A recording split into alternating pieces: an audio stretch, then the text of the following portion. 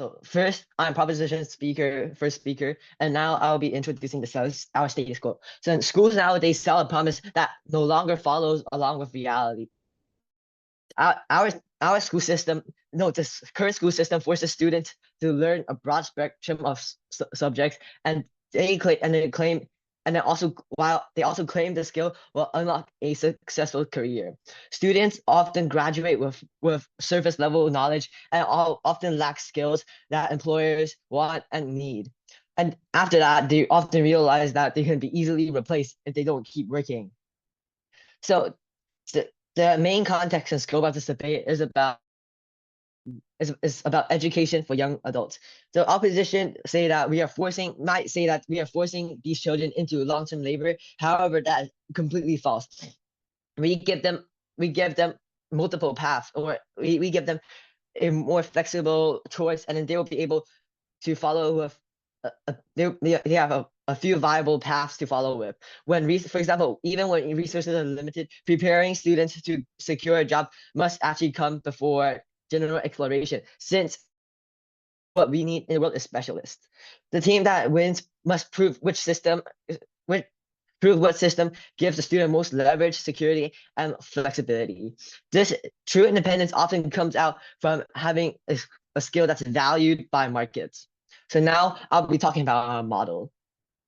We shift the curriculum towards practical learning systems. Schools, for example, partnering with industries to identify actual worker shortages are often actively guided to train for these roles and these real market needs. Students are also often advised to choose their specialized path because there's many high demand fields, but however, the state will no longer fund or prioritize these oversaturated studies that lead to unemployment.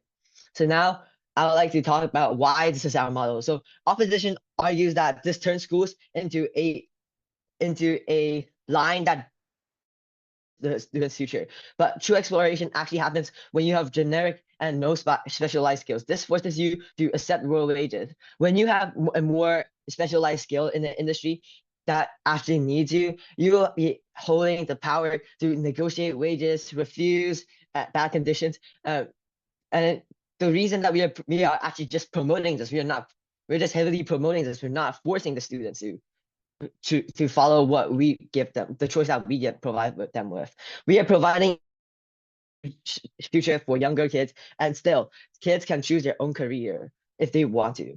So now I would like to, but however, you can say that there's a few trade-offs, but we gladly accept that we accept that to study abroad a certain curriculum will protect the students' ability to be themselves. However, this might destroy some social awareness. We acknowledge this, that, for example, they might learn less poetry or some other special subjects, but students in depth is worse than a student that actually has a job and can actually survive and feed themselves.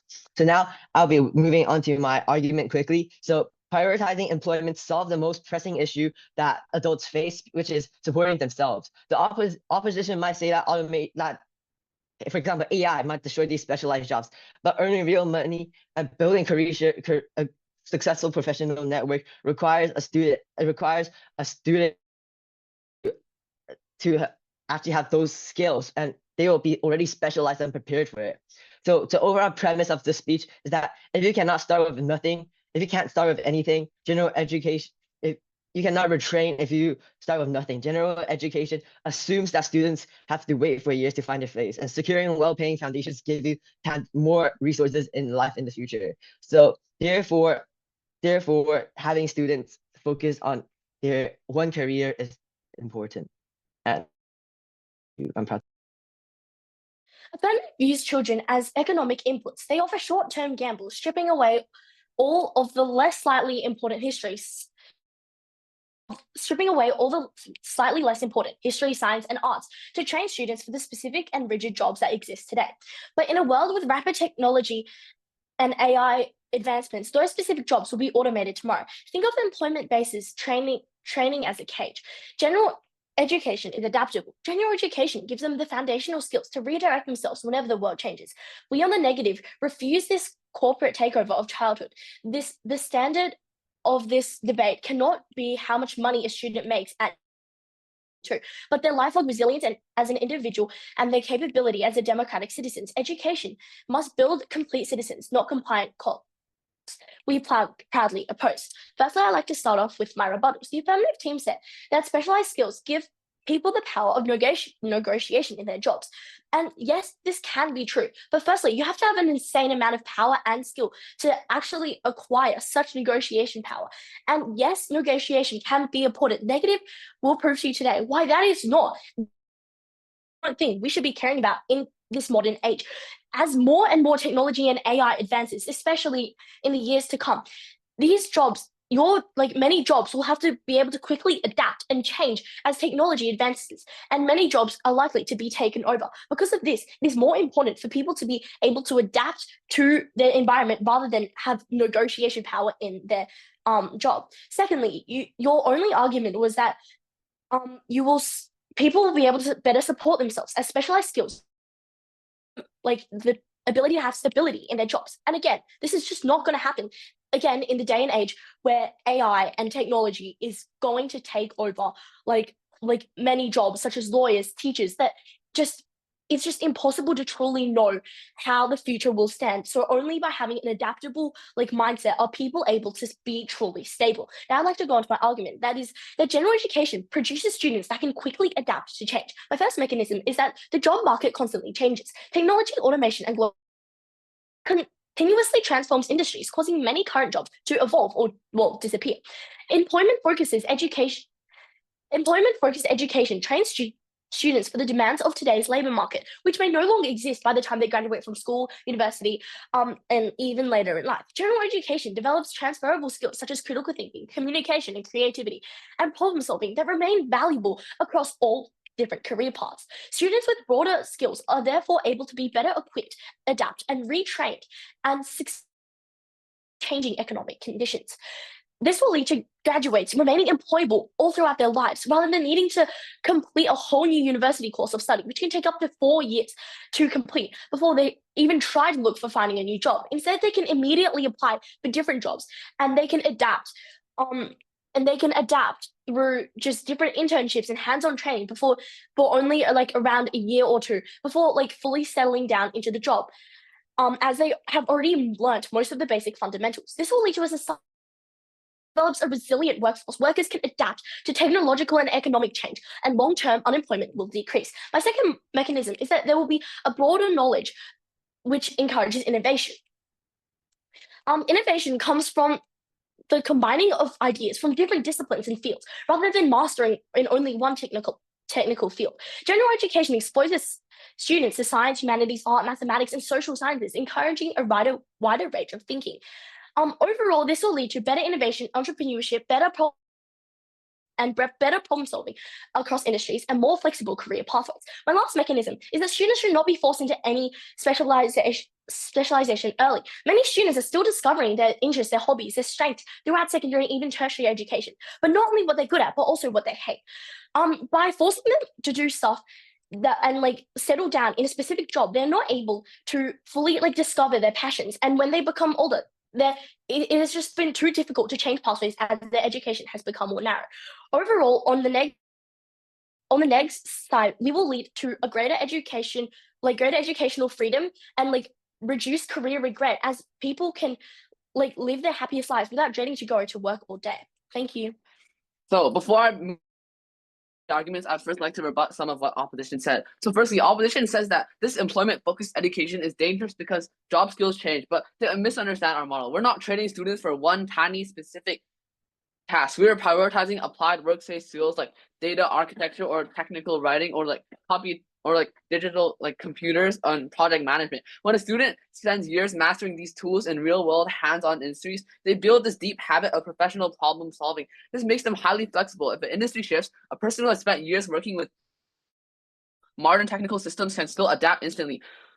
In fact, general education has an even bigger problem. When students are lightly trained in every subject, they may know a little about everything, but they are not competitive in anything. A student who studies broad theory may be well-rounded, but when the job market changes, they still need to retrain from zero. By contrast, a student who has practiced real technical problem solving already knows how to learn through doing. They can transfer those skills into new fields much faster. For example, like let's say you learned a little bit about like AI, but by the time the AI industry is booming, there'll be these new specialize in the AI industry, and they'll obviously have more knowledge than if you have a general education. Additionally, like another opposition argument is that like kids don't really know what they want to do, especially in things like middle school, but they assume that prioritizing employment means forcing a child to make this final unchangeable life decision before their brain is fully developed. The reality is that kids don't know what they want to do because the status quo completely hides the real world from them. General education keeps them inside a bubble of abstract theory, and they overload them with all of these different career choices, most of them not suited for them at all. Children do not discover what they love by sitting in a classroom reading history for the 10th time. They discover what they love by actually diving deep into specific industries. And when they find what they love, they should be able to specialize in them as early as they want to if they think that's really interesting. So now I'll move on to my first argument, which is that education should prioritize employment preparation because societies need a steady supply of these skilled workers to keep essential public systems running. A country doesn't just survive because students are broadly educated. It survives because enough people are trained to do the jobs that we need. Depends on specialization. That's how we move from agriculture to having specific jobs. Hospitals need nurses and cities need engineers. Modern economies need all of these different jobs. And right now, general education often lets students spend years studying broad subjects without clearly connecting them to what society actually needs. That means too many students may enter popular or oversaturated fields, while these essential, actual critical sectors like skilled trades remain understaffed. Under our model, governments and schools use like labor demand data and partner with industries to find like the industries that are actually lacking labor and guide the students who did in it. I'll take it later. Schools will still teach basic knowledge, but they will also build in these technical stuff. Like if a country has a shortage of nurses, schools should not wait until students finish university to react. They should expose students earlier to healthcare so that more students can enter those sectors. This matters because labor shortages don't just hurt these students, they hurt everyone. If there are not enough nurses, then hospitals become slower and it damages society as a whole. This should be debate winning because we create a more stable society because education directly prepares people to fill the jobs that keep the country functioning. My next argument is that like this idea that general education is like freeing and gives people freedom is a privileged view of the world that's just ignorant. General education reinforces class privilege, but employment prioritization actually gives these poor students a chance to a better life. The premise is that like these lower income students enter the education system without any like money or emergency fund they can fall back on. If they spend years studying a job that ends up not paying well, then they have wasted their life. In a general education system, students are told to explore many subjects and like figure out their career later. That sounds nice. It's much better for these wealthy students, right? If a rich student graduates without a clear job path, their parents can still support them. But if a poor student graduates with broad knowledge and no direct employable skill, then they're forced into these low-wage, low-skill work. Like if you come from a poor family in an underdeveloped rural area and you choose something freeing like a gender studies degree, the reality is that you won't get a job. Under our model, schools prioritize the actually useful skills. This matters because employment-based education creates actual usefulness in society and helps these students actually get money so that they can live. It helps break out of poverty instead of leaving them with no knowledge and no income.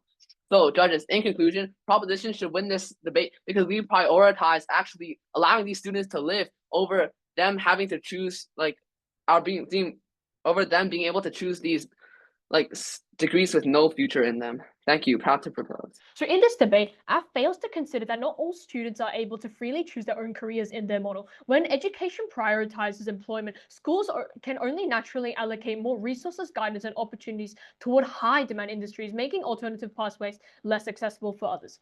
In my speech, I'll give some rebuttal to the government side and also produce a new substantive. War starting my speech with some rebuttal.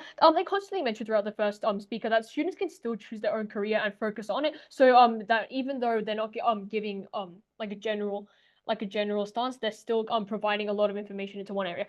So one response to this: what schools prioritize influence the students' choices? The motion here is about like prioritizing employment over general education, which means like schools will like dedicate more time, funding, and curriculum into career preparation. But however, when these receive greater resources, counseling and like more support, then students are just naturally like encouraged toward those options, because other subjects in the career pathways, like they receive less attention, making them less accessible and also less attractive, even if like certain students are originally interested in them in the first place. So therefore, even though students like still technically like retain their freedom of choice, the decisions are like very much increasingly shaped by like the education system's like actual priorities.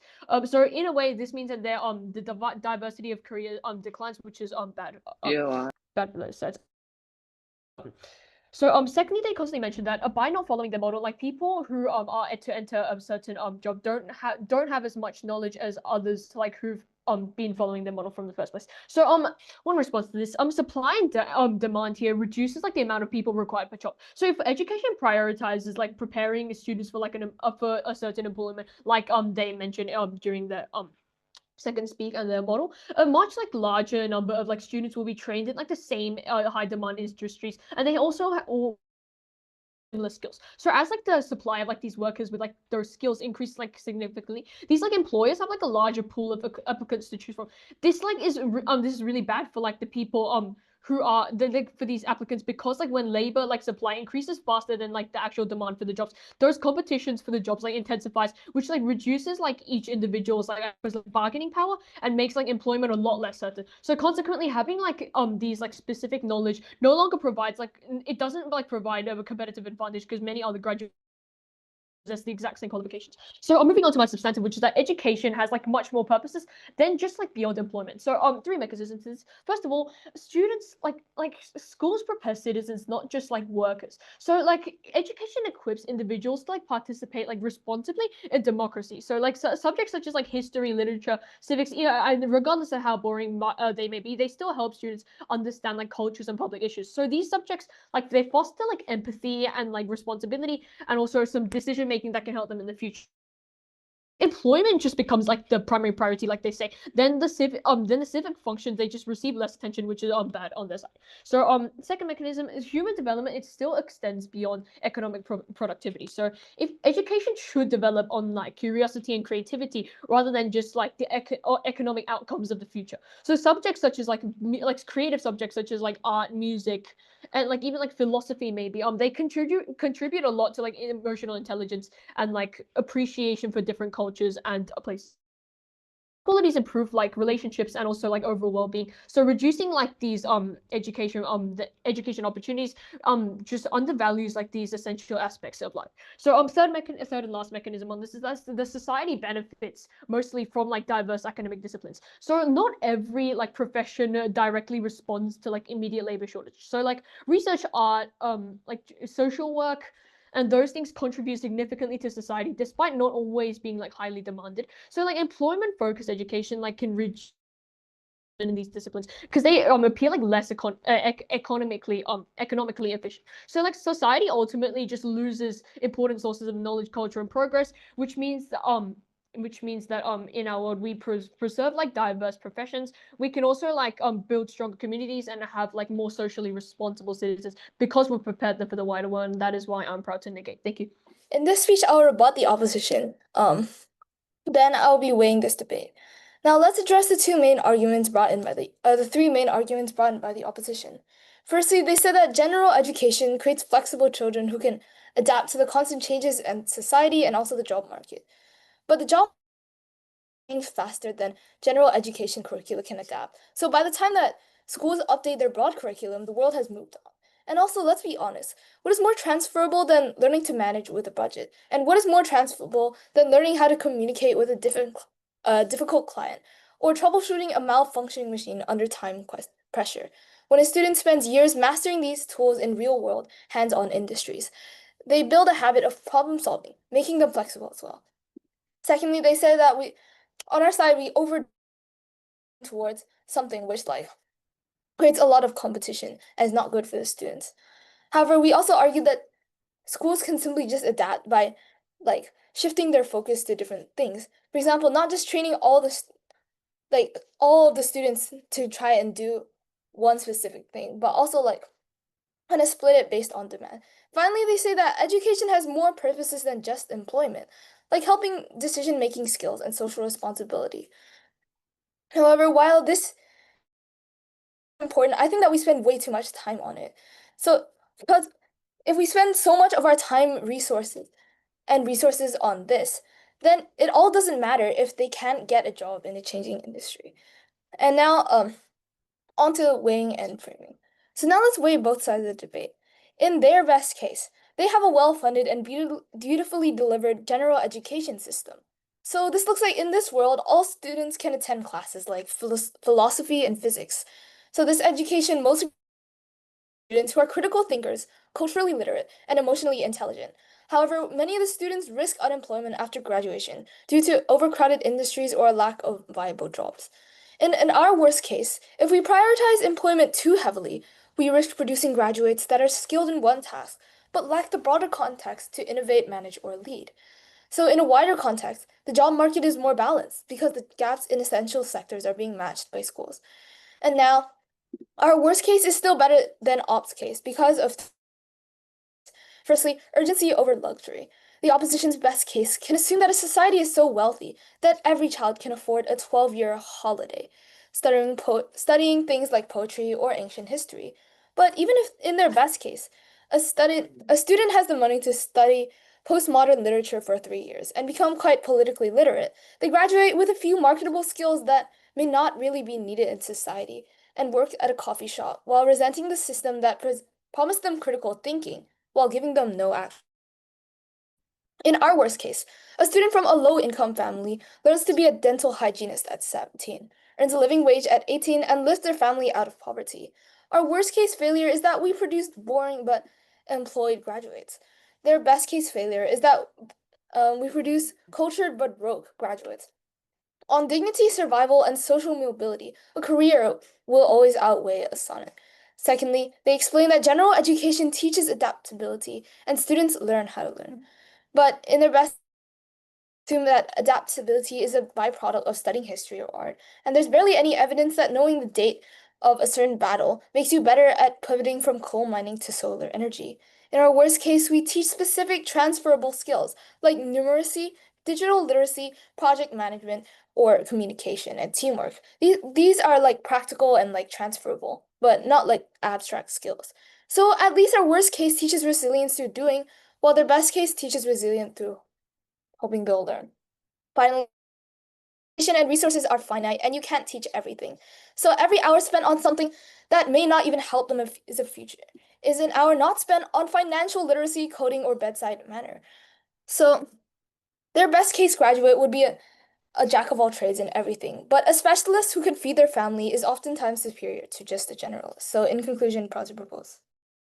First of all, I just want to talk about the stability clash. So the AF claims that like these like training specialists for like current shortages creates like a more like stable society, but actually the exact opposite is true. It creates more economic like it makes the entire economy more fragile. So the AF assumes the job market actually never changes, but if you train like a 14-year-old for one specific tech or like trade shortage today, for like one specific tech or trade shortage today, what happens in 10 years when AI or economic shifts wipes out the entire industry? You get thousands of unemployed specialists who cannot adapt because they lack writing, logic, and the basic analytical skills of a general education. They are completely stuck. Real stability doesn't actually come from like forcing these kids into these rigid jobs slots. It comes from like a more flexible workforce. Like general education future-proofs society by actually like teaching these kids how to learn and how to adapt to any future crisis. Their second speaker talked the entire main substantive for the second speaker was talking about like the human cogs attack and like the method they want to use schools to fix corporate, like for example like labor shortages. They want to funnel these like 14-year-olds into nursing or trades just because those industries are like unstaffed. Like, but judge, if hospitals have a nurse shortage, it's because they underpay and overwork their staff. The solution is to fix the actual workplace, not to rewrite the entire public education to hurt these like extremely like vulnerable and weak teenagers into an absolute broken industry. The AF is treating these children like some state-owned labor supply instead of like real human beings. Furthermore, the speaker claims that like general education is like a privilege and that pushing like these poor kids into like these job pipelines helps them. But think about what actually happens under that model. Like rich parents will always send their kids to like these like private schools to like learn history, politics, and science. Like the skills needed to like lead and like run these companies. Meanwhile, like the AF wants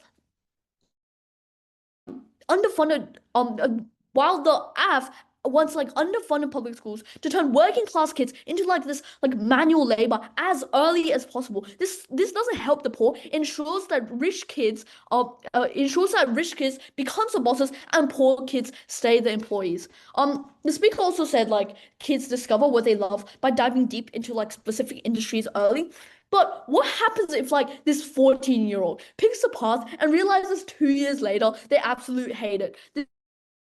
Under the AS model, they are completely trapped because the state has, like defunded these like general subjects. That child doesn't have the like the basic reading, the writing, or math skills to switch to like a completely different field. And we have repeated this multiple times in our entire case. General education is the only safe way to explore because it gives you a broad toolkit to survive any career change. So Prop openly also admitted that model might destroy some social awareness. This is like a complete like disaster. They are graduating like technically skilled workers who are blind history, ethics, and political manipulation. They are trading a functioning democracy just to fill temporary corporate jobs. So in conclusion, I am proud to negate. Thank you. So in this debate, there have been two main clashes on choice and knowledge, and I'll go over them in my reply speech and explain why we win both these clashes and therefore the debate. So first clash on choice. So after repeatedly tells us that students can still choose the career that they want. However, they completely ignore like the difference between like having a choice just simply on paper and like having a genuine opportunity in reality. So we proved that like when education like prioritizes employment, schools just have to direct more funding and curriculum time into and like things such as like internships, for example, towards like industries with like the most labor demand. So students in a way like we're interested in less demanded pathways such as like the arts and like for example receive like less support and also fewer opportunities. So even though like students technically still retain their choice, that choice is just very it just becomes increasingly influenced by the education system itself. So additionally, AF also never properly explains why like how these subjects would like continue receiving like equal resources under a model that explicitly prioritizes employment, which is why we win this clash. So second clash on the knowledge base that students retain when they finish their education. So AF argues that like students under the model possesses like and it has a better opportunity in the long run. So our response is that they like confuse like specialized knowledge with like actually properly useful knowledge. So employment like specific skills like can help like students enter like the workforce in the current day, but like technology, like particularly things such as like AI, like especially when the markets change, that means that those skills can like quickly become obsolete, as mentioned by our third speaker. So general education like that we propose can like equip students with like actually transferable skills, like maybe like communication and like adaptability, which both sides agree with. So these skills remain like still valuable regardless of how much the industries change, which means that furthermore, if everyone receives the same like employment focused training, the supply of like these like similarly like qualified graduates basically increases, and making those qualifications pretty much less valuable and only intensifying competition, which means that there are less people who enter with jobs, and that is why we are proud to negate. Thank you. So judges, this debate boiled down to two main clashes today. First off is how fair is which side creates like a fairer education system for each student, especially these poor students, and whether it helps them actually move up economically. So as proposition, we are arguing that like the purpose of education must be to help these students secure financial independence and escape poverty first. That's the very first priority we should have. By giving these students high value, applied work skills from day one, we provide working class kids with an actual important asset that guarantees their economic ability to actually earn income. So side opposition tried to rebut this by claiming that our model is restricting freedom, like forcing these kids into careers too early and turn these poor students into like corporate cogs while rich students get to study humanities. They claim that broad general education is the only way to achieve freedom, but we refuted this by exposing like like how the class privilege hidden inside this argument. Exploring abstract interests and broad education without any like income path is a luxury trap that only these wealthy students can afford. In the real world, forcing a poor child to take a broad general degree leaves them with thousands of hours of nearly useless knowledge. So we win this class because we're the only side that actually delivers the ability to earn money for these students. The next question is about human needs. So proposition says that like the first thing that should come, proposition said the first thing that should come first is like actually being yourself. Well, opposition thinks that like we should prioritize these like being a good citizen and like cultural understanding. So like we refuted this by using like establishing like the true prerequisites of a democracy. Like these societies do not collapse because citizens lack art history degrees or cultural understanding. They collapse because nobody is doing the jobs that people really need. So we win because economic security is like this strict prerequisite for any form of civic or cultural life. By guaranteeing individual financial stability and a functional, like actually fully staffed economy, then we, on our world, we're building actual financial stability as well. That's actually required before you can even think about pursuing self-fulfillment. So we win this class as well. So in conclusion, judges, if you believe cultural understanding is more important than getting food on the table, you're welcome to choose opposition. However, the reality is that you must need income first before you can do any of that. And we also, because we win these two classes, we believe proposition should take this debate. Thank you.